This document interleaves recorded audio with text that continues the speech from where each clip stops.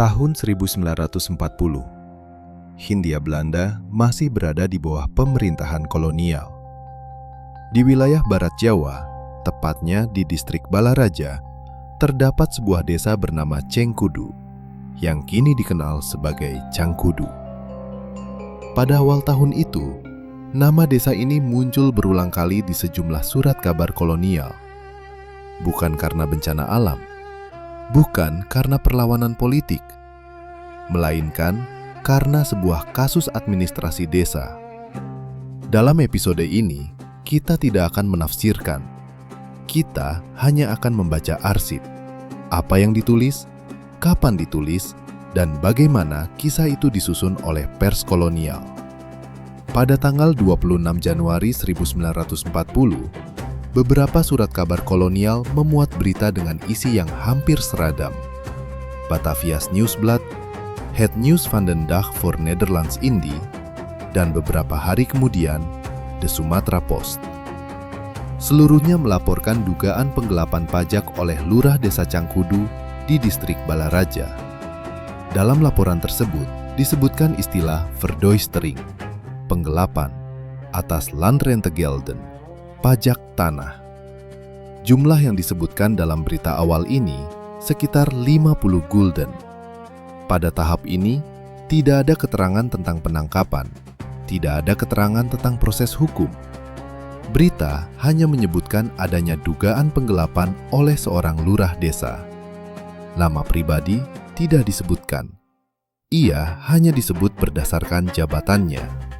Beberapa hari setelah 26 Januari 1940, berita serupa kembali muncul. Pada 29 Januari 1940, The Sumatra Post memuat laporan yang sama.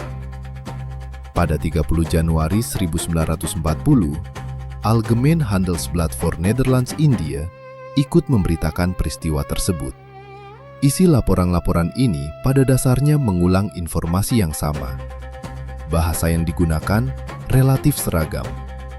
Tidak ada perbedaan signifikan dalam angka maupun kronologi. Dalam seluruh pemberitaan ini, tidak ditemukan keterangan tambahan, tidak ada pembelaan, tidak ada klarifikasi, dan tidak ada pernyataan dari lurah yang bersangkutan. Setelah rangkaian berita di akhir Januari 1940, arsip surat kabar kembali sunyi. Selama beberapa minggu, tidak ditemukan laporan lanjutan tentang kasus lurah desa Cangkudu. Pada tanggal 17 Februari 1940, surat kabar The Courier memuat berita lanjutan. Judulnya menegaskan perkembangan baru. Lurah yang diduga melakukan penggelapan telah ditangkap. Dalam laporan ini dijelaskan bahwa sebelumnya telah ditemukan kekurangan kas pada uang pajak yang berada di bawah pengelolaan Lurah Desa Cangkudu. Pada pemeriksaan awal, kekurangan kas tersebut ditetapkan sebesar 55 gulden 96 sen. Namun, menurut laporan itu, setelah pemeriksaan lanjutan terhadap pembukuan, jumlah yang digelapkan ternyata jauh lebih besar. Dalam periode penyelidikan itu, lurah yang dicurigai disebut telah melarikan diri. Masih menurut laporan The Courier, Wedana Balaraja menerima informasi bahwa lurah tersebut diduga bersembunyi di wilayah Serang. Berdasarkan informasi itu, polisi Serang melakukan penggerebekan ke sebuah rumah yang diduga menjadi tempat persembunyiannya. Lurah yang dicari ditemukan di lokasi tersebut dan segera ditangkap. Setelah penangkapan, ia dibawa kembali ke Balaraja untuk menjalani penyelidikan lebih lanjut. Dari seluruh rangkaian pemberitaan ini, terdapat sejumlah informasi yang dicatat secara konsisten. Nama desa, distriknya, jabatan yang bersangkutan, jenis pajak yang dikelola, dan kronologi singkat dari dugaan penggelapan hingga penangkapan. Namun, ada pula hal-hal yang tidak dicatat. Nama pribadi lurah tidak pernah disebutkan. Tidak ada keterangan tentang pemeriksaan lanjutan. Tidak ada informasi tentang pengadilan, putusan, ataupun hukuman. Dalam arsip surat kabar kolonial, kisah ini berhenti pada tahap penangkapan.